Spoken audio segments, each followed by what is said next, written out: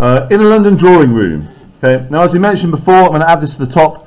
George Eliot, real name Mary Ann Evans, was writing during the Victorian period.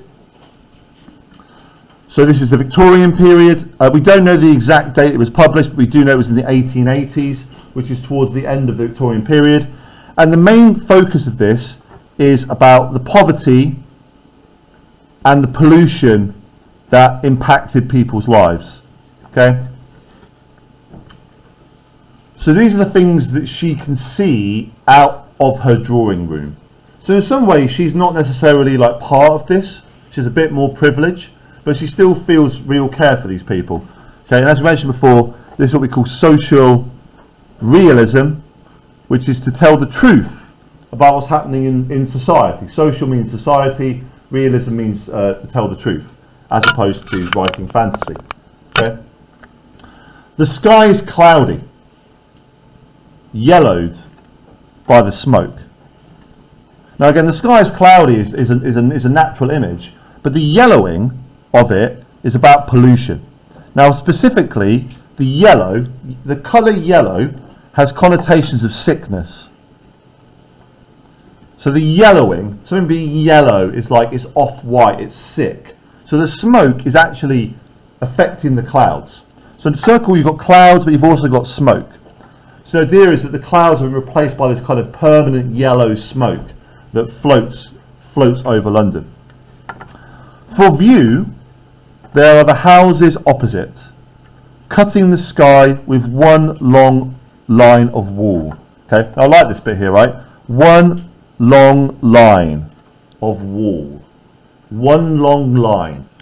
So this idea that they kind of stretch out, right? But all the houses are the same.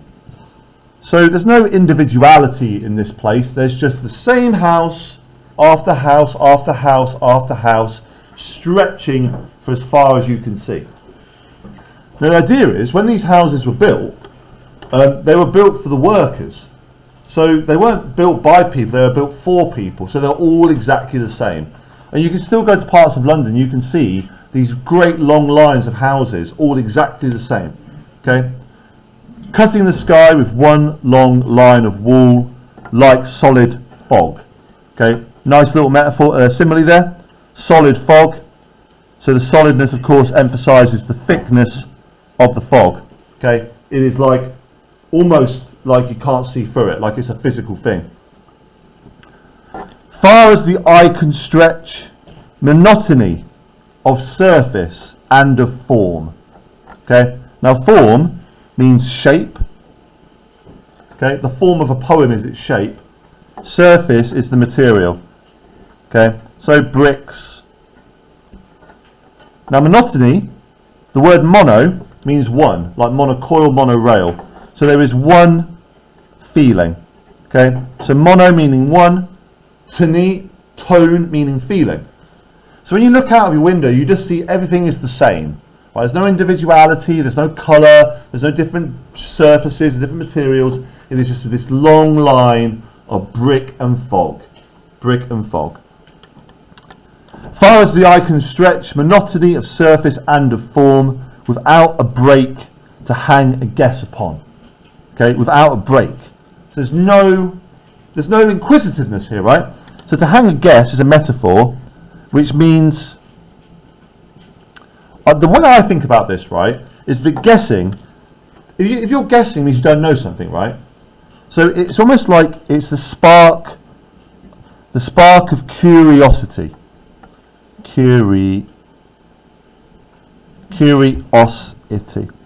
So there's nothing in the world to inspire anybody, right? There's nobody going, oh, I wonder what that is. I wonder how that got there. It's just the same, right? So I'm going to put here, there is a lack of inspiration. Okay. What you'll also notice in this poem so far is there's almost no nature anywhere. There's no greenery, there's no nature, there's no sun, well, there is a sky, but it's blocked out by pollution. Full stop. So she's paused for a second, right? This is the first pause. So maybe we can actually draw a line here and go, That's the first part of this poem. Okay. No bird can make a shadow as it flies. What causes shadows? The sun, right? So what this means is there is no sun, because the sun is blocked out by the pollution. Without the sun, there is also no light. No light is darkness. That's not too complicated for you. So when the birds fly in the sky, they don't make shadows on the floor because the sun is completely blocked out. There is no light in this world. No bird can make a shadow as it flies, for all is shadow. All is shadow. Shadow meaning, again, this idea of darkness. All is shadow, caused by the pollution. As in ways overhung. Overhung. Now what she's done here is she's just got rid of the V to make it fit her meter. O'erhung. O'erhung. It's sort of like poetic cheating a little bit, right? O'erhung. O'erhung, rather than overhung. By thickest canvas. Thickest canvas. Now canvas is a material that you use for like tents. You paint on it. Okay, so it is a solid. It's a solid material. So it's like there's this thick material in the sky, where the golden rays, again meaning the sun, are clothed in hemp. Hemp is another thick material. So it's quite repetitive, right? So there's no sun, there's loads of pollution, all the lights blocked out, people live in darkness. Okay, notice that there, that's a caesura. The line is cut halfway, changing the focus. No figure lingering, pauses to feed the hunger of the eye, or rest a little in the lap of life. Okay, so a figure meaning a person. So nobody in this world, nobody stops, right? Nobody stops. So to linger is to pause, right? If you're lingering, it means to pause as you're moving around. So nobody pauses to look at things, right? The hunger of the eye is a metaphor about your interest in things, right? If your eyes are hungry, it means you want to see stuff. Nobody in this world stops to look, right? Nobody rests. So there is no looking or resting, right? The lap of life is a nice metaphor of joy. So nobody in this world is enjoying themselves. No one's pausing to look at things. No one is resting and like sitting on a bench or thinking. Everyone's just moving around, doing their things, almost like robots or like puppets or machines. All hurry, or hurry on. All hurry on. Okay? So there's a kind of collective idea here that everyone is in the same situation. All hurry on and look upon the ground. They look at the floor. Why? Well, possibly number one, there's nothing else to look at. Or number two, they don't want to trip over in all the smog and the smoke. All hurry on and look upon the ground. Or glance unmarked, unmarking at the passers-by. So to glance unmarking is to not really look. It's like you look at things but you're not really taking it in. Okay, unmarking is without thought. The wheels are hurrying too. Now the wheels here is a reference to carriages. The wheels are hurrying too. Cabs,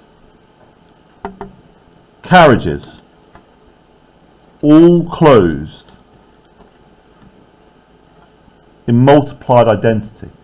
Now what I like about this bit here, is that most likely these are the rich, the people that can afford to ride in carriages and ride in cabs. And by cabs we mean horse-drawn carriages. These are the rich, right? The rich are closed in their carriages. So they are kind of disconnected from the reality, right? So they can get in their carriage, they can be taken from point A to point B, they never have to engage with anybody, they don't have to look at the pollution, and they're fine, right? Now it's likely these are probably the people that are causing the pollution. So it might be even the business owners, the people who run the factories, like your Mr. Burling style characters. The world seems one huge prison house. The world seems one huge prison house and court. And the court is for criminals, where men are punished at the slightest cost. Okay? So for no reason. With lowest rate of colour, warmth and joy. So these are all the things that are missing. Okay. So this last bit here is almost like a little conclusion almost. So when she looks out of her window, what she sees is a big prison, right? Everything's brick. There's no joy anywhere. There's no light anywhere. There's just pollution everywhere, and it feels like these people are being punished for no reason whatsoever, and that the world lacks. Right, the lowest rate means the least, so the least possible. No colour, no warmth, no joy. Okay. Now the thing I said I would show you is about iambic pentameter. So if you look at any lines, it goes like this: the world seems one huge prison house and court. The world seems one huge prison house and court, where men are punished at the slightest cost. So every line goes like that. It goes da-dum, da-dum, da-dum, da-dum, da-dum, da-dum, da-dum, da-dum. The simplest reason for this, add this here please, is that it makes it feel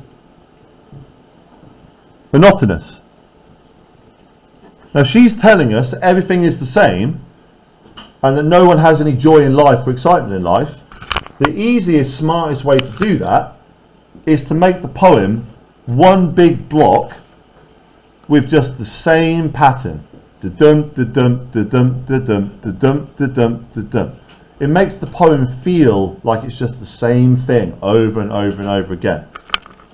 And to do that takes poetic skill, right? So we've got one stanza, we've got iambic pentameter, and we've got the idea of all these lines overflowing from each other, right? There's no break in the poem in the same way there's no break in the houses and no break in the fog, right?